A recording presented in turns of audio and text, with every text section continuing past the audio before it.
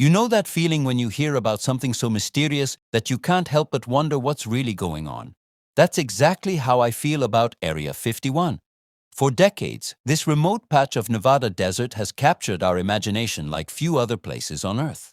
Let me take you through the fascinating story of how a top-secret military base became the world's most famous conspiracy theory destination. Picture this. The year is 1955, and America is in the middle of the Cold War.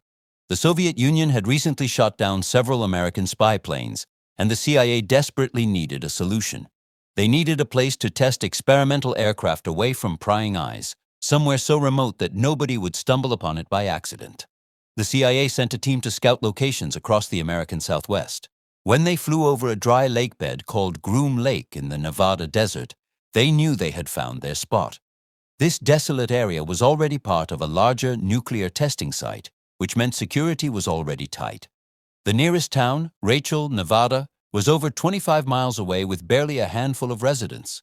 The base started small, with just a few basic buildings and a runway. They called it various names over the years, including Paradise Ranch, Dreamland, and Watertown Strip.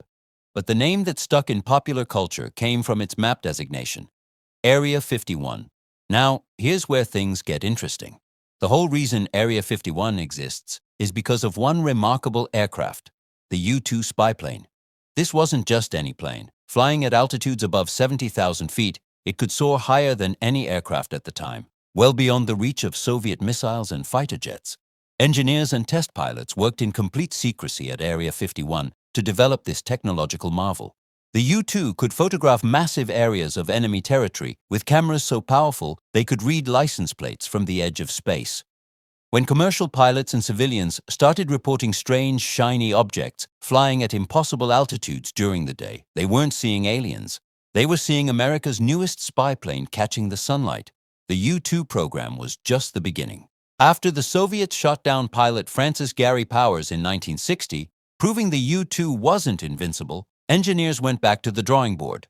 At Area 51, they developed the A-12 ox cart, which could fly even faster and higher. This aircraft eventually evolved into the legendary SR-71 Blackbird, one of the most beautiful and technologically advanced planes ever built. Let me be honest with you. The UFO stories about Area 51 didn't come out of nowhere. Throughout the 1950s and 1960s, people living near the base reported seeing strange lights and objects in the sky. These sightings increased dramatically whenever new aircraft were being tested. Think about it from their perspective. You're living in rural Nevada, looking up at the night sky, and suddenly you see something moving in ways that seem impossible.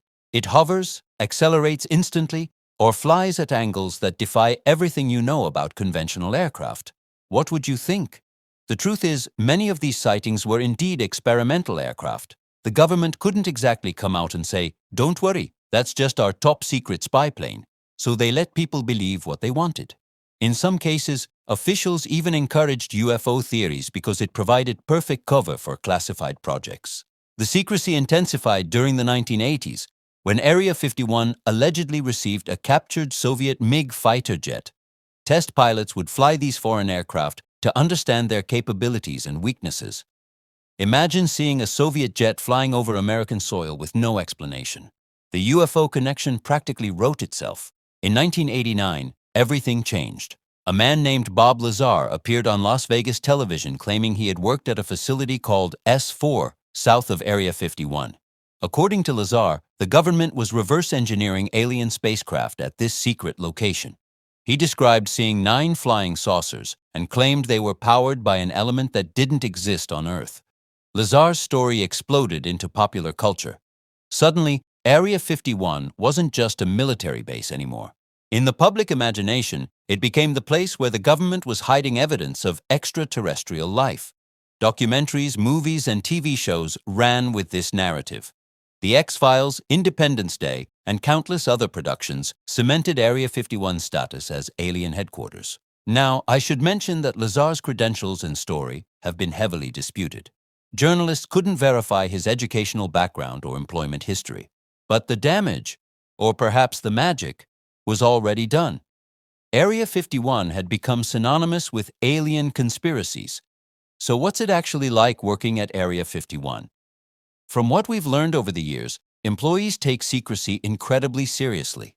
Workers fly in on unmarked planes from Las Vegas, a commute that takes them over the desert each morning and back each evening.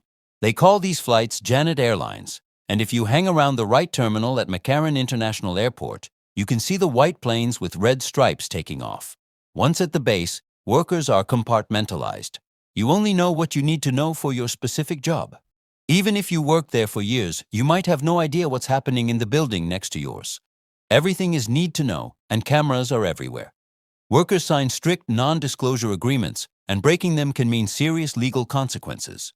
The security around Area 51 is no joke. The perimeter is marked with orange posts and signs warning that photography is prohibited and that deadly force is authorized. Security personnel watch from distant hilltops, and sensors detect anyone who gets too close. There are stories of curious tourists who crossed the boundary and found themselves facing armed guards within minutes. For decades, the government refused to acknowledge that Area 51 even existed. Officials would dodge questions or give vague non-answers. This denial only fueled conspiracy theories. After all, why deny something that obviously exists unless you're hiding something big? Then, in 2013, something remarkable happened. Following a Freedom of Information Act request, the CIA released documents that officially acknowledged Area 51's existence. The documents confirmed what many suspected. The base was used to test the U-2 spy plane and other classified aircraft. While this didn't reveal any aliens, it was the first time the government formally admitted what everyone already knew. The admission was anticlimactic for many conspiracy theorists. There were no aliens, no flying saucers, just Cold War spy planes and stealth technology. But for aviation historians and military analysts, it was fascinating confirmation of decades of classified programs. The work at Area 51 continues today, as secretive as ever. Aviation experts believe the base tests next-generation aircraft, drones, and weapons systems. Some speculate that prototype hypersonic vehicles or advanced stealth bombers undergo testing there. The facility has expanded significantly over the years, with new hangars and runways visible in satellite imagery. The government also likely tests captured foreign military equipment at the site. If American forces recover Chinese drones or Russian aircraft, Area 51 is probably where engineers take them apart and figure out how they work. Understanding enemy technology has always been crucial to maintaining military superiority. In 2019, Area 51 made headlines again when someone created a Facebook event called Storm Area 51, They Can't Stop All of Us. What started as an obvious joke quickly went viral. Over 2 million people clicked interested, and the event became a global sensation. The plan, such as it was, involved rushing the base to see them aliens. The military issued warnings that Area 51 was an active military installation and that attempting to enter would result in arrest. Local towns near the base, usually quiet desert communities, suddenly faced the possibility of thousands of people descending on them. In the end, about 3,000 people showed up to the desert in September 2019. Most treated it as a festival, gathering at nearby towns for parties and alien-themed events. A handful tried to approach the gates, but were quickly turned away. Nobody actually stormed the base, but the event showed how Area 51's mystique continues to capture public imagination. Beyond the military significance, Area 51 has become a cultural icon. The base has appeared in hundreds of movies, TV shows, video games, and books. Alien Highway, the stretch of Nevada Route 375 near the base, has become a tourist destination. The town of Rachel has embraced its connection to the base, with the Little Alien offering alien-themed food and accommodations.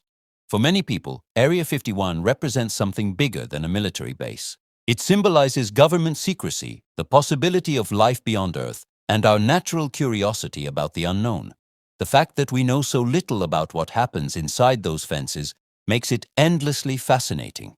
After diving deep into the story of Area 51, what can we really conclude? The truth is, this remote Nevada base represents both the mundane and the extraordinary. Yes, it was built to test spy planes during the Cold War. Yes, much of the UFO hysteria can be explained by experimental aircraft.